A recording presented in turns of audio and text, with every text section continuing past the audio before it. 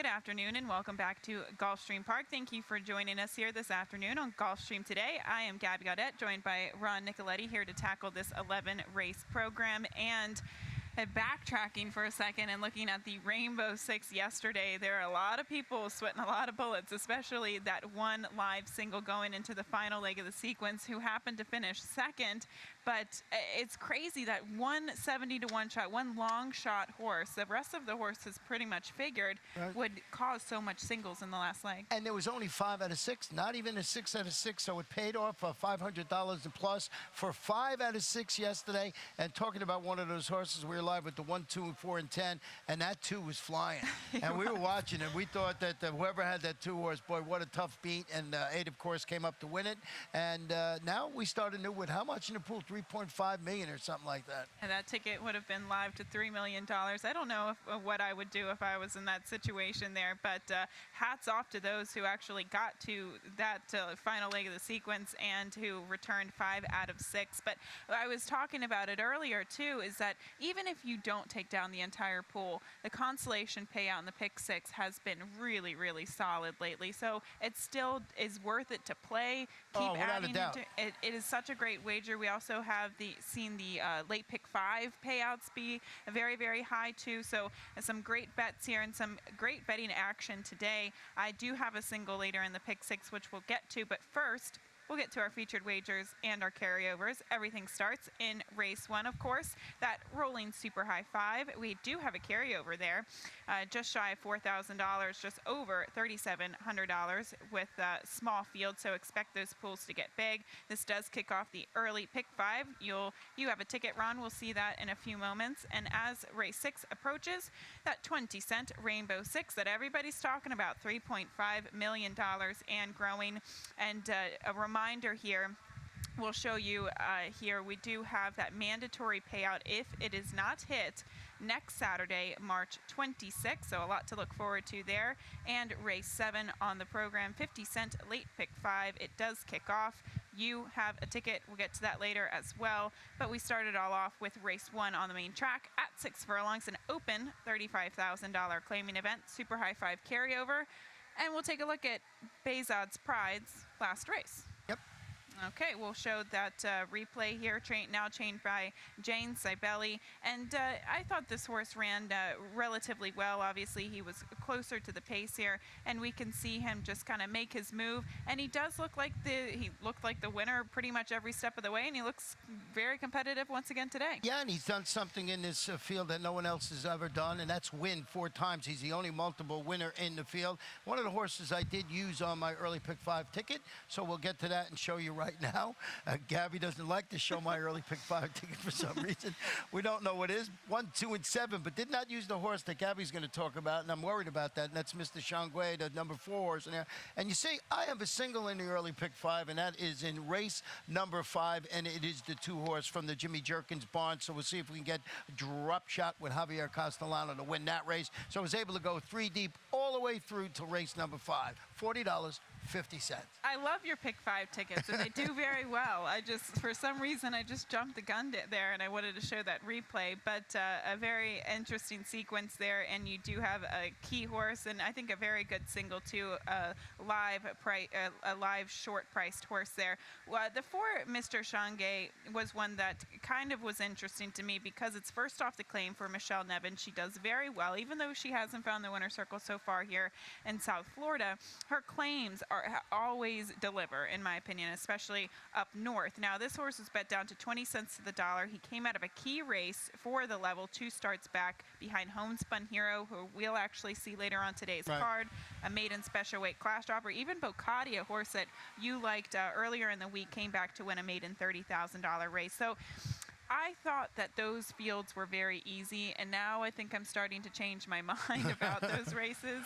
So that's who I land on. But, of course, the one-town policy to the inside with his speed, it does look like the horse to beat for George Navarro. Yeah, I mean, he's dropping to this $35,000 level after following that really commanding 10.5 first out maiden victory. But it was going 5 furlongs in the slop. Comes back, he chases the pace, he fades against $50,000 optional claimers going 3/4. You mentioned, the connection, MCL Jaramillo in the saddle, real good connection with these two when they hook up the trainer and jockey. So this horse currently on the board at 2-1, but the 4 very early in the wagering right now, the favorite. But I believe you got to have this one Town Policy on your ticket. Always a force to be reckoned with. The George Navarro barn, the duo, jockey-trainer duo, very successful so far at the meet. Race 2, though, on the card, a 9 winners, a 2 lifetime condition, in for that $16,000 tag. 5 furlongs on the turf, have a few scratches in here. And I think this race, you could go multiple different directions. You land on the 8, Remembering Richie, who does have a little bit of versatility. Last time out, though, we saw him go to the lead, and that could be the strategy once again today. He's got a little bit of chandelier in him, too. He likes to finish second, and then Remembering Richie, I think he's finally going to announce, I hope he's finally going to announce the elusive second career victory after coming with a neck last time out of winning at this level and distance. Dave Brady is the trainer, adds John Velasquez this afternoon. So we'll see how Remembering Richie, if he can get that elusive second career victory today. Moving to the inside with some of the shorter priced horses as well. The 2 Grand the Man, first off the claim for trainer Jason Service, and we'll show you a statistic for this type of angle, primarily at turf sprints. First off the claim, 42% and 8 for 19 there, and 63% in the money, a positive ROI of $3.55. I thought that was strong enough. Now you look at the the most recent races, and yes, he has been facing the non-winners of 2 for 16 for quite some time, but this is a new barn, and how good is Jason Service with these turf sprinters? Well, you just showed the stat there, and he's excellent. I got him on my ticket for all the reasons you mentioned. I found it impossible to leave off when I put my ticket together for my early pick 5. So on my ticket for all the reasons, as I mentioned, Cabby, that you mentioned. And you threw out the 3 on your mock, but I thought this was actually probably the most competitive horse in the race. When he did come off the layoff, he faced 30,000 non-winners of 2, so slightly above the company that he's facing here today, and that was off a December 2014 layoff. I thought it was a very strong race, very strong fractions. He went 20 and change for the opening quarter, and he still finished relatively well. Last time out, it's not his preferred surface, and Jamie Ness, a very strong trainer with their turf sprinter. Yeah, and I might have, tried and beaten the morning line favorite in here, but we'll see how that works out in race number 2. Race 3 on the card, a nice maiden special weight at 7 furlongs on the main track, and Cafetiere does come back. I can remember this horse was entered a couple weeks before he actually made his local debut there last time out. He was scratched because it was a sloppy track, came back, and I thought altogether a solid performance last time out, and it was just beaten by a legitimate contender, a much easier field today. Yeah, and I think this horse is primed and ready to score. He returned from that 11-month layoff to finish a well-meant second, as you mentioned, as the favorite. And the trainer is Michelle Nevin, and she got Javier Castellano. And we mentioned throughout the afternoon yesterday, Javier won his 100th, and then a couple more races already at this meeting. He kept winning yesterday. 4 wins for him yesterday. So Cafetiere on the top of my ticket, along with you, Gavin. Well, you look at the horses that could potentially beat her in here. We have the 5, Tangara, who is a first-time starter. We have the 4, Improv, who has some back class, but we haven't seen since February of last year. So there are a couple of question marks there, and I think experience just counts so much in some of these 7 furlong races, and that's what Cafetiere is going to be able to use to her advantage. Now, the 5, though, Tangara, first-time starter for Todd Pletcher, $230,000 purchase. And the barn obviously fires with 7 furlong maiden special weight debuters. And on the bottom side, this is another thing that I was telling you about. The mare was very fast on the bottom side. She was a quality allowance type main track dirt sprinter. And a lot of the foals have won. Pretty much all the foals have won. So this horse, I think, is going to be dangerous. Yeah, the only thing is she's the only 3-year-old in the field. How much stock do we put in that? That, she's facing older horses this afternoon, but it is Todd Pletcher, and it's a beautifully bred daughter of Super Saver. But as I mentioned, the only 3-year-old in this group. You have the 4, Improv, in there, who has to come off of that hefty layoff for Rusty Arnold, and he hasn't done this with many horses, especially this long of a layoff. Yeah, but I like the training pattern up at Palmettos. You mentioned the trainer Rusty Arnold, Julian Leperoux. It's a daughter of Distorted Humor, and I just thought she's working well enough. I don't know if she's going to be Cafetiere, but someone you have to put on your exacta or trifecta ticket. And the class lines kind of hold up. Delightful Joy, a horse that that won that last race before the layoff, she wound up going on to win the Grade 3 Monmouth Oaks. So some contentious fields that she did debut against, and I like the fact that Julian Leperoux stays aboard here after such a significant layoff. We'll move on to the fourth race, so a $30,000 non-winners of 2 lifetime event, a mile and a 16th there on the turf course. And you have kind of an oddball horse, which we'll get to in a second, but I believe the one main horse here that should get a little bit of money is the 2 Mobilize you use in second. I respect in here as well. Yeah, this one is stretching out to a mile and a 16. Shipped in from Aqueduct, went up a duel for the lead. He finished third against Simlico in a mile. The trainer's Fernando Abreu. He's got Javier Castellano. It's the second start back from that layoff. Looks like the logical choice. I did go to the 5, who you have in second on top of my ticket. I just hope, and maybe this mare was a little bit keen coming off of the layoff because she just showed a lot of speed, and we hadn't seen that type of speed in any of her prior races, and it looked like she was just a little bit too headstrong early, and she just kind of faded from there. Today, I hope she can settle a little bit more, and that might be beneficial. She is 1 for 18. That's something to consider there, and you have to use a couple horses in that early pick 5. The 5, though, Epres Ski, is one that you use, who I thought had a lot of trouble last time out. Yeah, debuting locally after a couple of turf outings up at Tampa. She defeated $25,000 maidens at a mile and 16th. Then came back, ran that respectable 5th in there with the trouble, and Roy Lerman, Edgar Zayas in the saddle. Tampa Shipper still trying to figure out the championship meet is over. You don't know how to translate, Tampa form to Gulfstream form, but they seem to run okay. We're going to find out a lot this weekend because we have a lot of Tampa shippers today. We have a lot of Tampa shippers tomorrow that are going to fill all of the stakes races that we have on tomorrow's card. But again, this filly was pulling on the backstretch. She was pulling pretty much coming down the lane too. She just never could relax, and not to mention she might have been a little bit outclassed. So I love your long shot there. I respect her. The 7, Hope Faith Joy, was one who I thought was extremely wide going into that final turn, and if she can just save a little bit of ground today, it could move her up a step. Also, it took her a little bit of time to kind of switch leads. She kind of looks like a quirky filly to ride. So now Vicente Gutiel is back on her, maybe with some experience on her. And I kind of played this the same as Sweet Medea yesterday. Javier Castellano was aboard. That filly previously was extremely wide going in the final turn. Saved a little bit of ground yesterday, wound up winning. I hope it might be the same case with this one. Well, that's a 4-1 in the morning one, trained by Patricia Farrow. We'll move on to the 5th race, a nice maiden special weight, a mile there on the main track. And here comes your single. Drum roll, please. The 2 Drop Shot for trainer Jimmy Jerkins. The blinkers go on. The Lasix goes on. And it does seem to be the horse to beat. I couldn't find an alternative option. He looks good here. We get both Lasix blinkers after finishing second in both local maiden special weight sprints, trained by Jimmy Jerkins, you mentioned. Leading jock Javier Castellano, handling the stretch out to a 1-turn mile. But I think you have a stat you want to show in here? We do, and take this with a grain of salt because this horse is clear-cut the most competitive horse in the race. But if you can see, not a strong angle for the barn with first-time Lasix, first-time blinkers on the dirt for the past 5 years. 0 for 11 there, but 4 for 11 in the money. So they've kind of gone back to the drawing board. They've added a couple different things, but you look at the fields that he's been facing. Lex Vegas is a quality horse. He was in a very tough spot dueling on the inside in that particular race. He came back to run second behind Star Hill, who was very impressive, who would go on to finish 3rd in the Tampa Bay Derby. So this horse on class purposes alone is the one to beat. But the 3, Eagle Scout, is kind of an interesting one by Tappet out of a very nicely bred mare there on the bottom side. This one could fire at first ask. Yeah, he's a half to $1.6 million earner rule. I remember that horse making his career debut. We're talking about Eagle Scout. Series of solid workouts at Palm Beach Downs, which includes that recent half-mile bullet work out of the gate.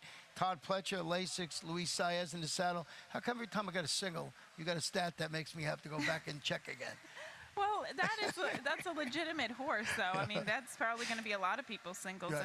in those sequences. Right. But maybe if you can afford it, throw in a Yeah. first-time starter. As you said, that horse, the 3 Eagle Scout, is a half to Rule, also a half to Matru, who won the Grade 3 Bold Ruler and was third in the Cigar Mile. So some very nice pedigree that goes with the 3 Eagle Scout.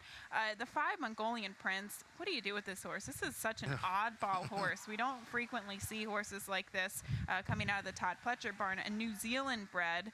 The sire was a Group 1 winner in New Zealand. The mare was actually very competitive in some nice races down in New Zealand too.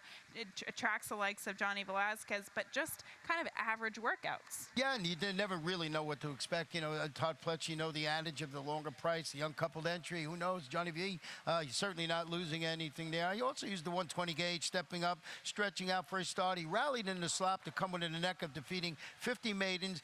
Dale Romans, go-to jock Corey Lannery atop the son of Fuzaichi Pegasus. This one might end up sitting a good trip. Very well could on that rail post position there on the inside.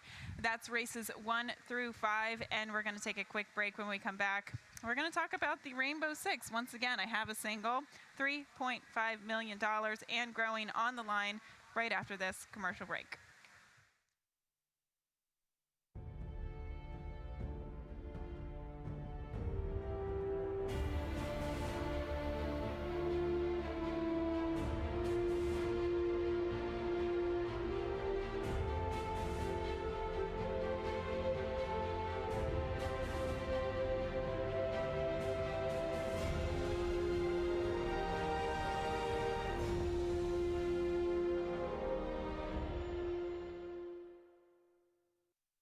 Welcome back to Gulfstream today. Now diving into the Rainbow Six. Again, $3.5 million there in that carryover.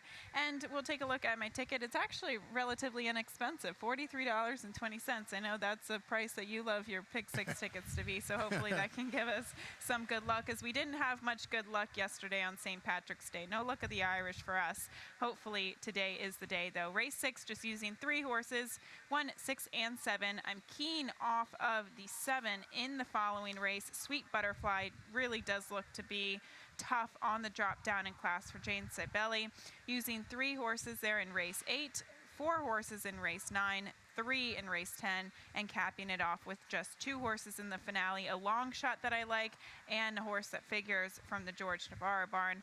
And the 6th race does start us all off. This maiden $25,000 event, a 1 1/8 on the turf.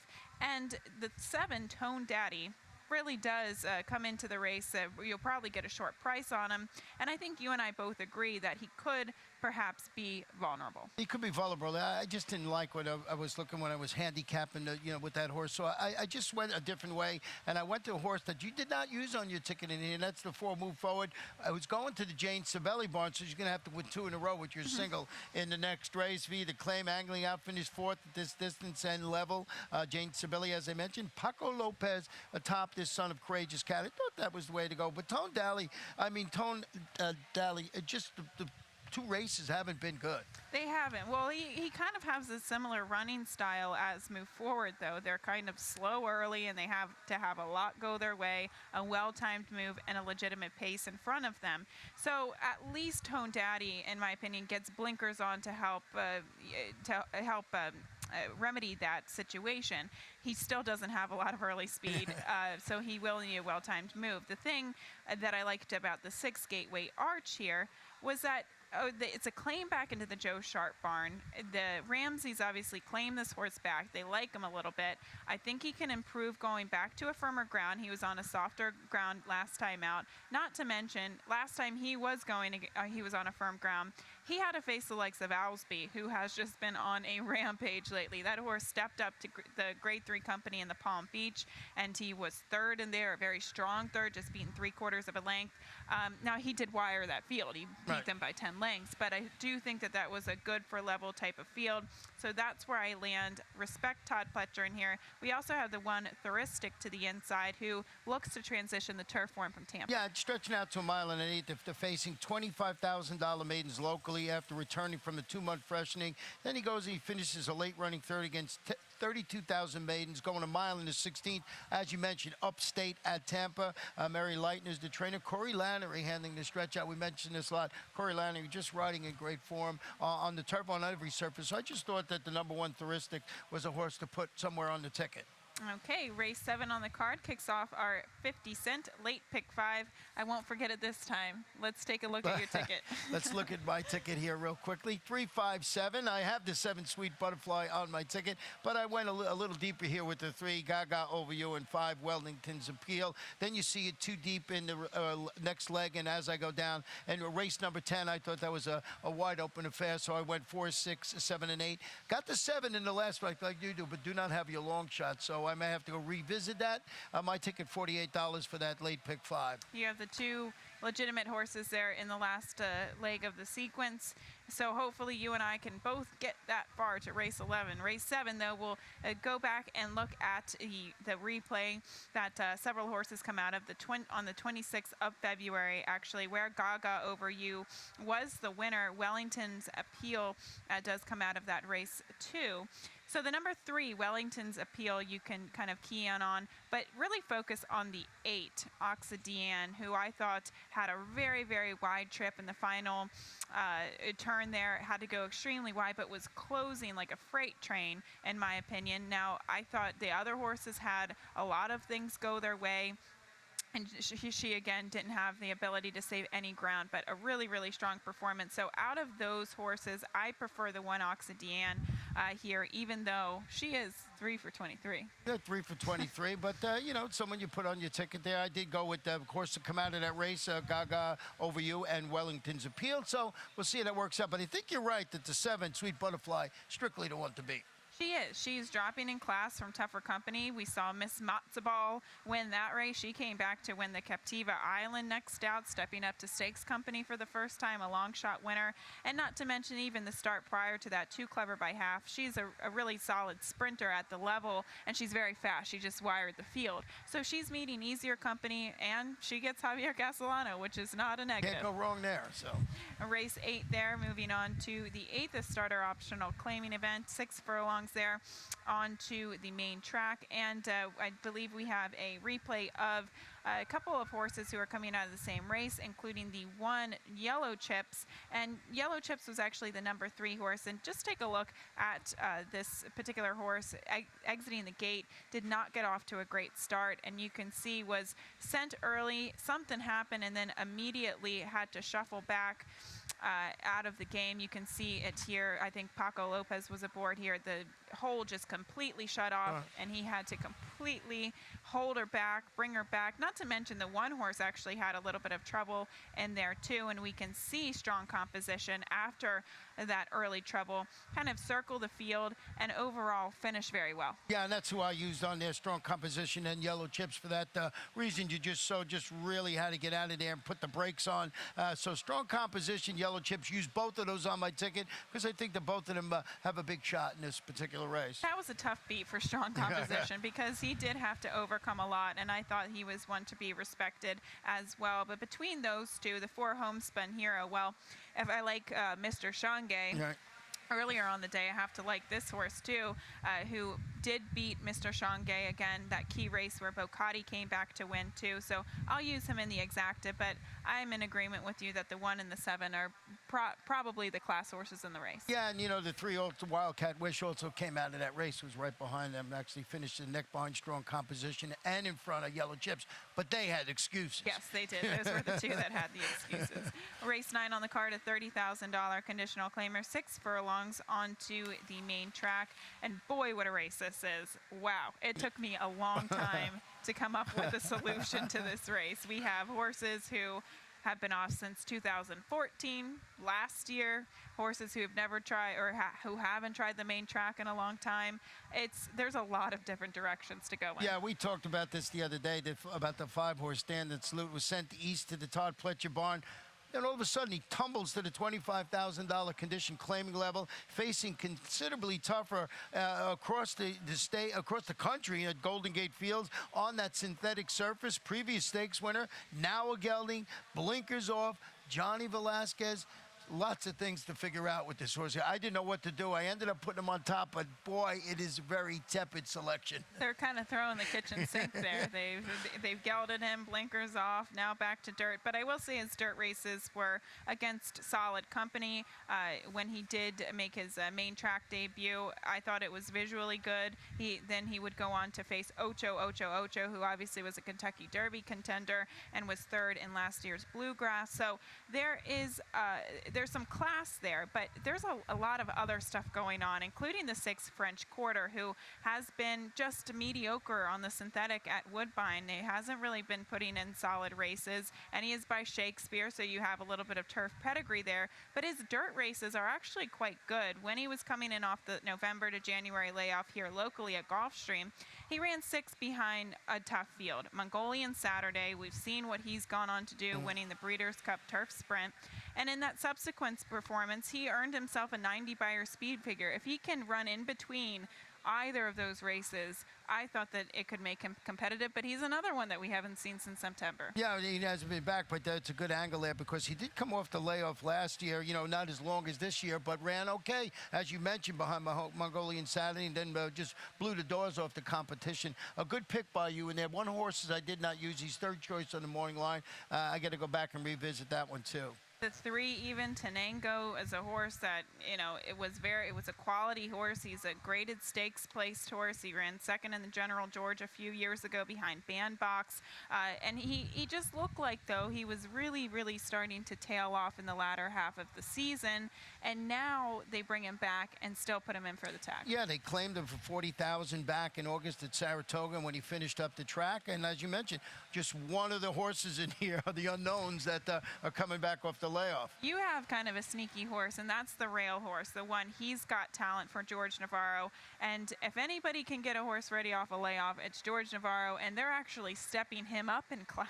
Yeah. So that's a vote of confidence. Yeah, you mentioned goes to his barn. The gelding makes his first start. He defeated $16,000 condition claimers at Parks more than 15 months ago. But I've learned a long time ago, George Navarro, with a horse on the inside that has speed, you want to give this horse a second look. And you know what? He's training well at Gulfstream Park West, which is a deeper track, and I think he's going to be legged up. And as you mentioned, George Navarro, inside speed, you got to take a look at this horse. I used him in the pick 6. I'm not going to let George Navarro kick me out of a pick 6. So I used 4 horses in that leg of the sequence, my top 3 selections, along with the one that you were just mentioning. We'll move on to the 10th race, though. Non-winners 2 lifetime condition in for that $16,000 tag. 5 furlongs onto the turf course. And I have a wise guy horse in here, which we'll get to in a second. But the 6, Like a Charm, is going to be very competitive coming into this race. And I believe we have a replay of this horse back on the 19th of February. And this is the number 1 horse. We can see he did lack room in this race. He's just kind of perched there, just waiting for a little bit of running room. And once he finally does get running room, he ran quite well. He ran really well. He just got, he started coming on. You'll see him here now just closing. You say, well, he's got no shot. And he just keeps coming. He finds that little seam. And I just think if he had clearer sailing early on, he might have been maybe the winner in this race. It's hard to gauge that, but I had to put him on the top of the ticket. He was beaten a half length in that race. So why not come back and with a clean trip, go right back with him. MSCL Jaramillo in the saddle. He split horses like a good horse there. I thought that was she actually that was a very good race when coming off the layoff. That little snip, she had to run against little snip in there. And my only concern with her run, and I know she faced better company in the past, is she is 1 for 21. So how reliable is she, even though she experienced some trouble? She does seem to be tough in here, but maybe protect herself with some others. The 4, Ghosts of Anapa, is one who comes out of the similar race. Again, another one who put in a solid performance. You put in second. The 2, though, Blazing Diamond, was kind of my wise guy horse, and this could just kind of blow up in my face here. But she did get a little bit bumped out of the gate last time out. That said, she really did no running. She was laying slash. She never picked up her feet. Sometimes when you get off to a poor start, though, it's hard to recover at these 5 furlong sprints. Prior to that, she was facing much, much tougher company. She was even favored against that starter optional claiming condition back here in December. So the fact that she was so well bet in her previous couple of starts, and now you get 12-1 when she's facing the easiest class that she's faced in her career, is the angle I'm going to go in, but she definitely has to improve from her last start. And she's a real square price on the board. There is going to be a jockey change on number 2, Blazing Diamond. We didn't get it, but tracking out to Larry Comas will update you on all the changes when he gets back. So that horse, once again, you make a good case for it. And this is a race that's wide open, and I can understand using it. I knew you were going to have glass of wine on your ticket. Glass of wine. It's my favorite part of the week, right? Having my glass of wine. Not only that, glass of wine broke her maiden last out on National Wine Day. That's right, National Wine Day, and she beat a next out winner, Value Baby, who we've mentioned over the last couple of days. It's a daughter of Cantaros, and I think she's going to be a major part of the pace scenario today. She could, and from that outside post, they very well could send her. And she did get a good setup in that race. There are several horses that were in front of her that put in the dirty work where she got the setup to close from off the pace, but she clearly does like this distance on the turf, and she'll have to face winners for the first time, but not that much of a step up in class there. Race 11, the final race on this afternoon, we do have a maiden $16,000 race, 7.5 furlongs on the turf. The 6th man. It is going to be tough with speed from the George Navarro barn. Yeah, it was game of defeat last time. They broke from an outside post. Last time it was post 10, went up, set the pace, was caught at the wire when finishing second as the favorite at this level and distance. A logical choice. Edgar Zayas in the saddle again. And, he's the one to beat, I thought, in the nightcap, but I'm not sold on him where I would single him or anything like that. And he looks to be the speed in the race, too, but he could get a little bit of pressure from the 3 Starship Menace, who we don't know how effective his speed will be, the 3. And he could get a bit of pressure from your other horse in here, the 8 Lemon Royale. So I kind of took the approach that maybe the pace could essentially fall apart a little bit, but both the 7 and the 8 are the horses that kind of have the back class and are facing competitive company. Yeah, the other rate is going back to the turf, following that set the pace against. I thought a Stark or Closer Bias to finish 5th at this level and distance on January 8th. Comes back, stalks, fades on the main track. I think this horse is going to be up there mixing it up. Looks like a logical contender in there. The 10, congrats to Avi. Nick Juarez will ride this horse. So a rider change there, Nick Juarez in the saddle. And this horse was competing against, I like him primarily because he doesn't have a lot of early speed. So he should be able to either close or stalk from off the pace. His turf races, they haven't been overwhelming, but they have been against maiden special weight and much higher upper level maiden claimer, so he's getting a class relief. And Butch Reed, he does a fantastic job with turf sprinters too, so that's the angle I'm going to go with, and hopefully we can find a nice price to cap off the pick 6, right? 15-1 in the morning line, and now getting Nick Juarez, who's been riding in good form, so that's a pretty nice pick too there. You're doing a good job today. Let's hope. Let's hope we get there. I hope we get that far, but it's a fun sequence today, and I think in some of the races there are potential to have some formful races and the possibility to single a couple horses, so you don't have to put in a lot of money for the ticket, but I do think that it will pay quite nicely. Yeah, the only thing in that sequence that, is a little bit of a head scratcher is that race we were talking about, race 9, where if you have a chance to single something, go a little deeper in it because there's more questions than answers in that race. It's all about strategy. That's how you take down the pick 6 or even hit the pick 5. You just have to have an opinion, and hopefully that opinion is right half the time. But that's the races 1 through 11. The pick 6 does start today in race 6, and it is a $3.5 million carryover, but you can get into the action early. We do have a carryover in that rolling super high 5, and that starts in race 1. Yeah, race 1, seven runners. They're going to bet that thing. Watch it. They are. And we're going to take a quick break here at Larry Comas. I don't see him anywhere, but he better show up quickly, right? Yeah, he's always a little late, but he'll be here in time, believe me. He'll be here to give you those scratches and changes. Best of luck on today's 11 race program, and thank you once again for joining us here on Gulfstream today.